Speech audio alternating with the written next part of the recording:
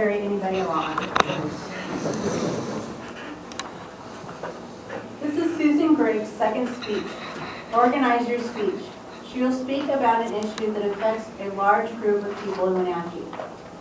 Her title is, Why should regular American citizens care about immigration reform? Please help me welcome Susan Gregg.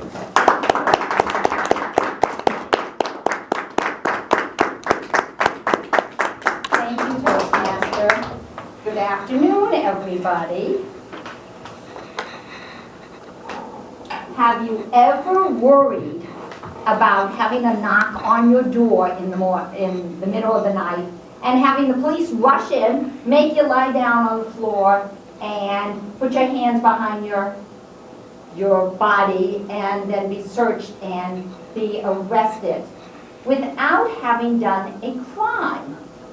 Well, unfortunately, we have a lot of people in this area who worry about that an awful lot. That is something that can happen, and I do know of people who that has happened to. And they are not having the chance of really having the kind of justice that you and I would expect to be able to have. Thus, I think that it is very important that we get immigration reform as soon as we can. And I basically have three reasons why I think we should have immigration reform. The first one is that I believe that all men are created equal and that we should have justice. And I see in this country we do not have justice for all the people that live in this country. And then the second reason is that there are a lot of immigrants who are very big value to us, and treating them in a different way than everybody else, and also possibly deporting them, is not going to allow us to have them be a valuable people in our country. And the third reason is because it would really cause a lot of havoc if we deported 11 million people. And so I think it's very important that we consider this issue and do something so that the Congress is going to look at the issue and decide how we can bring about immigration reform.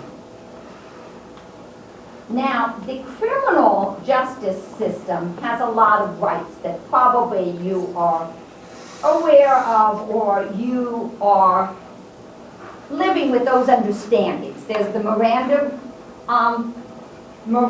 warning, so that if you're arrested, you are able to be told that you have some rights, rather than being questioned without that.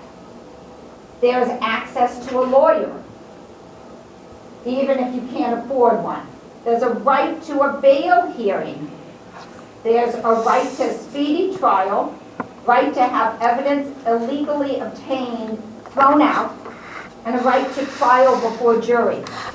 In the immigration justice system, none of these are rights for them, which means a person is arrested or taken to a detention center.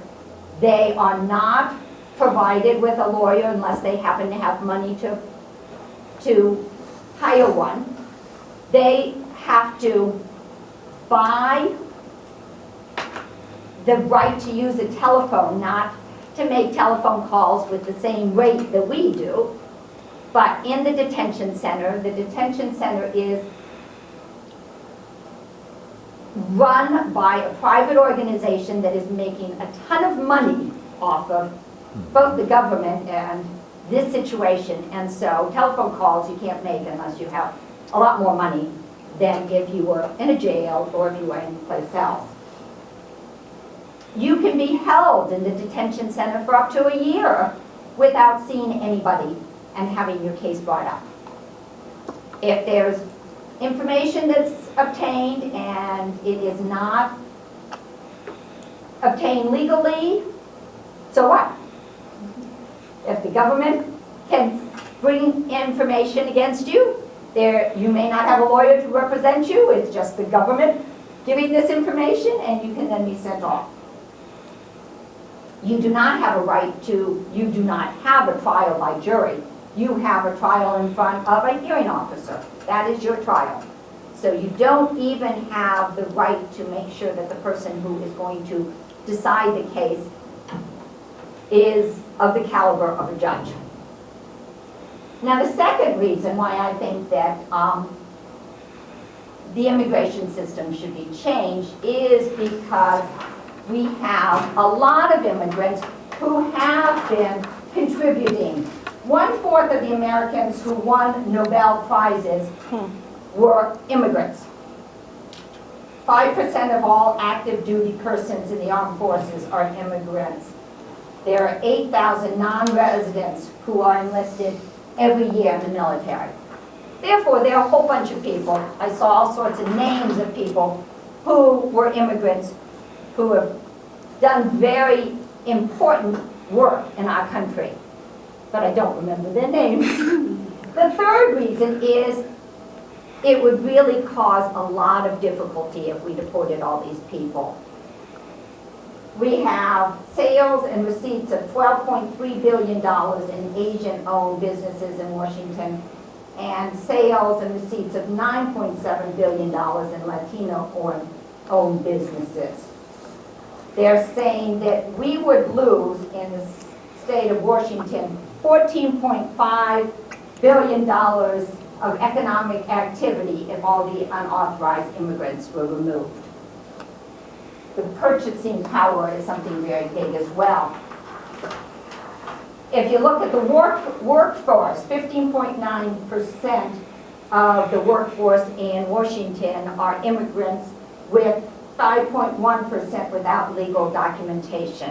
At an educational forum, we asked people to stand up if they had basically done any of the things that would have used immigrants or undocumented immigrants in order to get it. If you've eaten an apple, you'd stand up. If you've eaten an egg, there are a whole bunch of industries in this area that have a lot of people who are undocumented immigrants that are doing all the work.